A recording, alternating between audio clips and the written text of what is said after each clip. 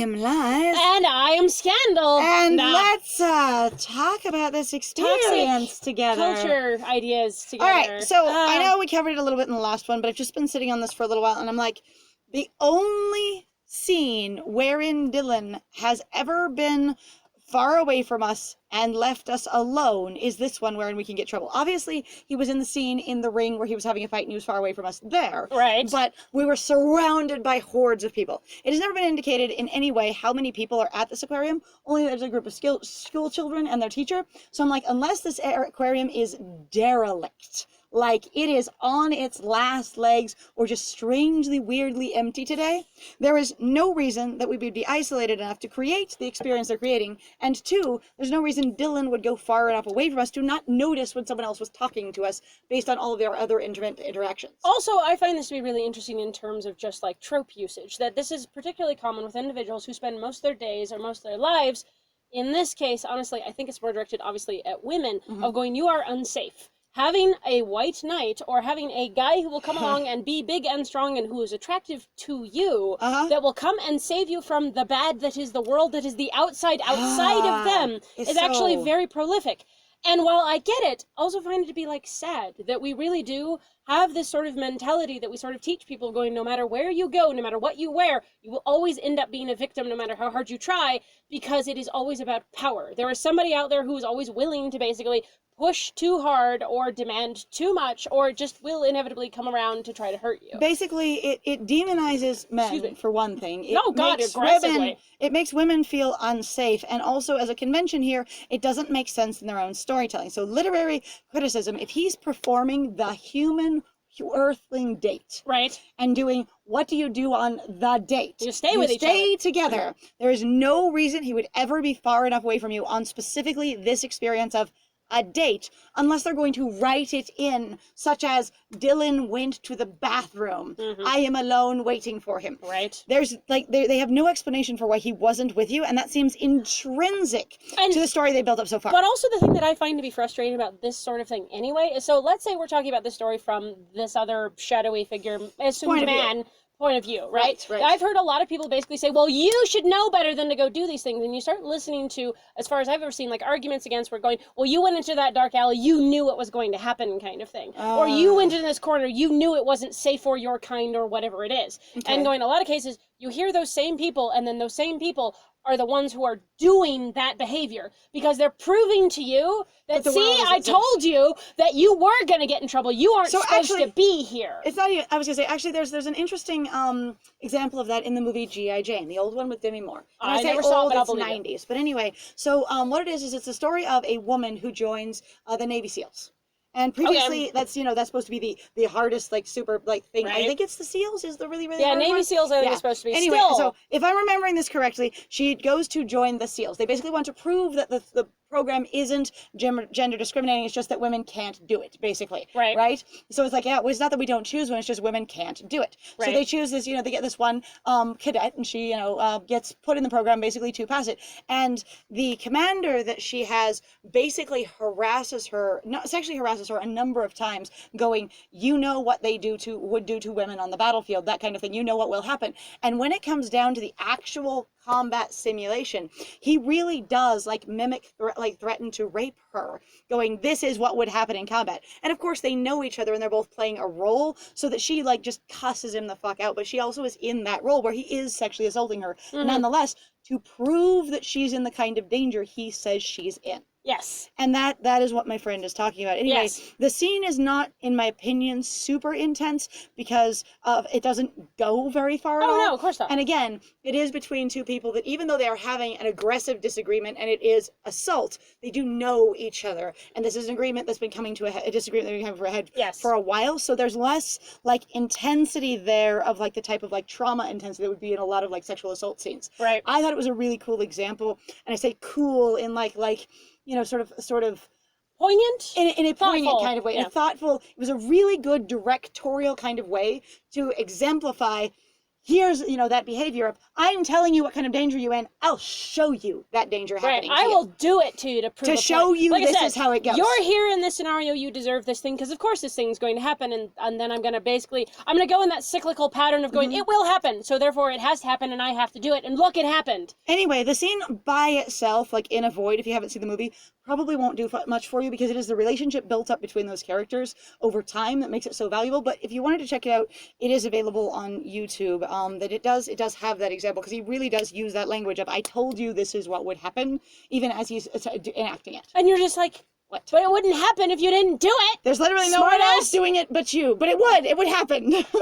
Sorry. Anyway, so there's a lot of basically, to have this White Knight setup that is here in this moment, there is so much basically baggage attached to it, and there's like so much like negative coding of essentially mysterious male figures, and also the idea that women are never safe in public, and that you need a rescuer, and also that you'll have one. Right. Just because you are with a partner or someone who is bigger or stronger does not mean you cannot be taken advantage of at all. Just because you're in groups or in pairs does not mean you cannot get in trouble. I've heard terrible horror stories sometimes where people are like, I was with my group of friends and I got harassed in the middle of my group of friends. And my friends didn't notice because they were busy with other things, because sometimes in bigger groups or crowds, guess what? Everybody's doing something. There's also not even that. Sometimes nobody else knows how to stand up for it. There was this wonderful speech that a black man gave at one point, and I think it was in Tokyo.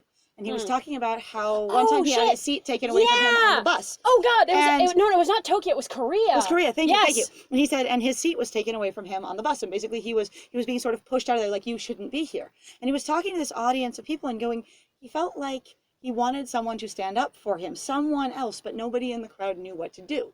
And he's like, I wish that we would stand up for each other. And if one person is, basically attacking another person, sometimes you don't know what to do. Yeah. And then sort of like educating people on how can we stand up for each other comfortably, safely, that kind of thing. That is actually also a discussion they had in relation to, God, there was this really inflammatory headline that came out years ago where they were like, this woman was murdered in broad daylight and all these people heard and nobody came to help kind of thing, or whatever it was. And I can't remember, but somebody actually like really heavily broke it down of being like, it wasn't just broad daylight. It wasn't just this thing. It was also like, what do you expect people potentially to do? You're going like, all these people are basically, they've signed on now. They're all part of this murder of this woman. And it was like, that's not what happened. So one, those things are sensationalized when they happen. And two, they show up in the media fairly regularly, about every 3 to 5 years. There's this public, horrible thing that happened and no one in the crowd did anything. The thing is a lot of times no one knows what to do. No one is equipped or skilled enough in the crowd. Nobody knows even how to talk people down sometimes. If you just all go, there's a person in danger of taking their own life, let alone someone else's. Like most of us don't know what to do. Anyway, so let's just start this out with a whole lot of useful discourse here and go, we don't like this trope, we don't enjoy this piece of the game, and we're going to now move forward, all right? It's totally okay. We don't have to, because clearly this isn't directed toward us. So, welcome aboard, my friends. All right.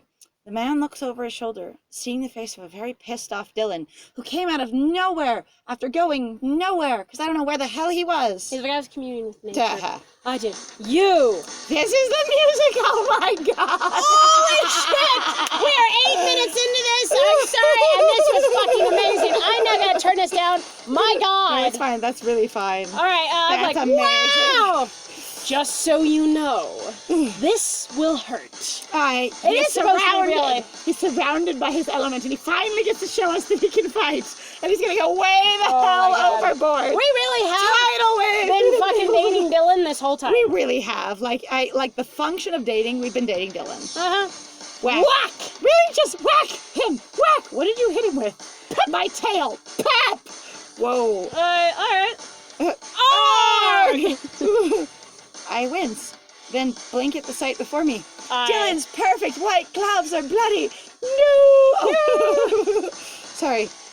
I'm not sure how Dylan did it or what he did. All right. Well, you just gotta believe whatever we did. It was awesome and it happened over there. It was so fast. You couldn't even see it. It's that, which one of y'all kicked me kind of thing. Right? I don't even know what he did. All I know is the guy is now upside down in a trash can, legs sticking up and out, and the security guards are now coming to defuse the fight and get Dylan escorted out of the facility. And wait, that's probably not happening. All right, wait. What the hell, dude? Let me out. It smells so bad in here. That's really your first thing. It's not gonna be ow. It's not just gonna be like, oh God. It's not gonna be just flailing. You're gonna have an organized like sentence while you're standing on your freaking head in a trash can.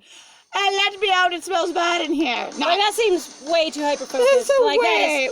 I My don't- priority is not the sandwich squishing into my head or the pain in my neck or anything else. Or the fact that I'm upside down and our bodies don't like unexpected equilibrium changes. It smells bad. Really? Dylan does a cool shrug. What's a cool shrug look What's like? a cool shrug? Is it like one shoulder to the side? No, just like no. Rolling shoulders. Ah. He starts doing work exercises in the middle. Yeah. Like just warm up. I don't know. Cool It's that, shrug. like, really casual. Stands there. One shoulder just twitches a tiny bit. Cool shrug. I'm also like, that was the shortest thing. Is Taking that my really hand, it? taking my hand and leading me away. So are we literally in a giant like area with no one here at all? We are completely isolated, and we threw this dude in a trash can. Also, did the trash cans have the kind of With like no public? security cameras, nobody watching them. I mean, maybe there are, but nobody's doing anything yet, or the response time isn't fast enough. But also you really just have an open top trash can. You didn't have to like kick the lid off it or something. Like a lot of those trash cans are usually enclosed, especially with lids that you can't pull off easily if they're in public This venues. music keeps fucking wrecking It's me. hilarious. I'm just sort of like dying. It's okay. He leads me away. Bye. Goodbye. You Oh. scared me, Small. I Why? scared you? I was being weirdly assaulted, and I scared you. In a way that really felt like it was out of a romance novel that I wrote like last week. Yeah, like I mean, I guess 2 like weeks. a few weeks ago. Because I haven't written since I met you. Yeah, I don't believe in writing anymore. It's a part of my past self. I don't anymore. I don't kin with it. I know. Oh my God. It's in the past. It's history. All right. I already said it. No, Never I know. mind. I'm just like, how did I scare you? I thought I lost you. What? So you got lost and couldn't find me, and then I was being assaulted by a weird shadow dude? You're kidding. We went out on a date. And Small ditched Dylan on a date. And Dylan And just went, goodbye, Is bitch! this- and then is freaking this- walked off down the hall. Also going, he went to the bathroom, and I walked the fuck away? What? Like, how did we end up in different places? That seems really I thought shit. I lost you. Okay. Next time, stay close to me, all right? Because you are... So I'm the one that walked away from him, and him with his hypervigilance didn't notice at all. And now we're back into romantic music. Stay close to me. It's okay, Oh, darling. It's okay, just darling. me. Let me shake your titties out. Aye, something. Yes. You may be the Dragon Slayer princess. Okay, so again, the Dragon Slayer princess is supposed to be an innate badass. Yes. A genetically predisposed, Privileged badass. privileged badass. Based on and the this guy is canon. like, oh, well, you just... Yeah, based on the canon we have, she's a genetically privileged badass. She is. And he's like, no, but no. But all stay of them, with me. All three of them are, we will protect you. Honestly, it's kind Dragon of... elders. She should be able to protect herself. Question mark? You may be the Dragon Slayer princess. That's not a full sentence. That should have like an ellipsis or something. Yeah, I know, like or a little dash. Unless it's a declaration. You may be the Dragon Slayer princess. Oh, I may? Thank you. You may be. I receive. Oh. But I want to be the one who keeps you safe. Is that also a So full hang sentence? on. Now here's my other question. But I want to be the one to do this. So that meant that she could have actually protected herself? Yes. And he said that don't kick me out! I want to prove that I am relevant! Help! I want to prove You relevance! don't need me to protect you, but I want to protect you. Yep, it's super necessary! I might not want you to do what you want to do for me, sir. Maybe you could perform some other service, such as, company. And Do you know that sometimes and partners do not conversation. really have to specifically be like... I don't know, again, I'm not into this kind of trope. I get it where it can be cute or romantic. We've discussed this before. Like, I get it. Sometimes it also, you're just not in the mood for it. And that happens too, where people are like, oh, you paradoxically will like this thing sometimes. I'm like, well, yeah, because I have different moods. And Yes, some days, actually. guess what? I feel like curling up in a corner and eating a half a gallon of ice cream, but I also don't always do it. And I some just don't days that care. sounds terrible and boring and not interesting. All right, anyways. But he wants this. And it's about him. Dylan? WTF. Dylan. He looks so serious. Like most of the whoa. time. Like usually that serious. Like Does he have any that's his other- normal face, actually, dude. I mean, he has a couple of other expressions, it's true, but it's mostly like it moves his mouth. No, I know, but He doesn't have he's wrinkles. serious a lot. He is serious a lot. He is I'm serious teasing a the lot. fact that they do not have many expressions. It's okay. It's true, they don't have a lot. All right. Okay. I will. I guess. Why I do we not want have a you- choice with that? I want you to be safe. No, okay, I well, want you to let me keep you safe. Okay. That was all that was. I think it's best if I take you home now. Why? Why? Do you think the whole My God. entire aquarium is full of dangerous people now? Oh my God. Oh, you think since that happened, our date has to be over? Hang on, let me tell you about human conventions. Just because something doesn't go perfect, you can often steer it around to go better. And so once you notice something's not going right, you make different choices. Like, let's, one, stay together. Somehow we don't know how we get separated. You can And also two, go, hey, maybe we shouldn't be here. The atmosphere is kind of ruined. Would you like to go to a park? Let's Would do you like to go out to something eat? else. Do you want to go for a walk? Date is over. It didn't go perfectly. I couldn't protect your date is over. Would you like to go watch a movie on the road, like the side of the road together? Because I've sat there. I have never been to a drive-in theater. I want to go to one sometime. I need to take you. There's have actually wanted to only go. a few of them left in the United States, and they're super fun. It's very depressing. yeah, I'm very same. sad, honestly. Like, I understand why they don't exist, because they are a huge waste of, like, gas and space and whatever else, but they're a great amount of fun. So, like, just be outside and enjoying, you know, the outside. Are they a waste of those things? Well, yeah, because you have to drive there, and you're in your car. And, like, I am one of those, like, especially, like, for the amount of space that is required for those, they really do, like, just eat up giant lots. It's kind of like having a golfing course, right? It's just sort of there. But and they then don't they're plant it with grass or anything, so it's not wasting water. The only ones I've seen are all planted in like areas that are already dry. Oh, the ones that I've ever seen, like when I lived up in Idaho, because that's where one of them is like they had grass everywhere. So Oh, I don't know then. Yeah. All right. I know it's better to not have. Bye, aquarium. Oh, we took him home to our... Bye. Hang on. Into this month. Whoa, the very Why? next scene. I think it's best I take you home now. Nothing else eventful happens. I just want a little black screen with a nothing else eventful happens. You don't say goodbye, you don't hold hands, you don't mark up to the potential kiss or whatever it is. It's because we skipped it. It's because we didn't pay for the paid scene. So probably the kiss, I bet you hands down, was in that paid scene. But that's not the end of the date. And they all said the human date and then might end with basically making out. Yeah. And so the date goes poorly. Therefore, it ends this way. I'm just like, oh my God. And so then we're in our bedroom alone with Corey. I just went on a date with Dragon Boy and I'm going to have Corey alone in my bedroom. Actually, the reason he's alone in my bedroom is because there's Dragon Boys walking all over my house. Yes. Also, for a convention that I also, in some ways, don't like it. Because while I understand if basically like respecting somebody's privacy, respecting somebody's space, I feel like people take it too far. It's like the virginity argument thing of going like you're defined by if people go into your room, that means things will happen. Or things need to happen, or that means that like there's an experience of this is what this means. See, and I was just thinking this is a much more intimate setting. That's all. Oh, no, I'm saying it is really intimate, but I'm also like, that seems overly familiar and also... I don't know, I'm jumping ahead because we haven't even read. Let's keep going. For my best friend, it doesn't feel weird at all. Yes. That's you. I already said, end of this month. Sorry. You totally missed me. You're going to be married by the end of the month? I mean, I'm going to agree who to marry by the end of the month is what I agreed to. Maybe this is for the best, Corey. If I have to be rushed into it, I won't have time to think about it, and then I can't really blame my decision if it goes poorly on, poor planning because I had no other choice.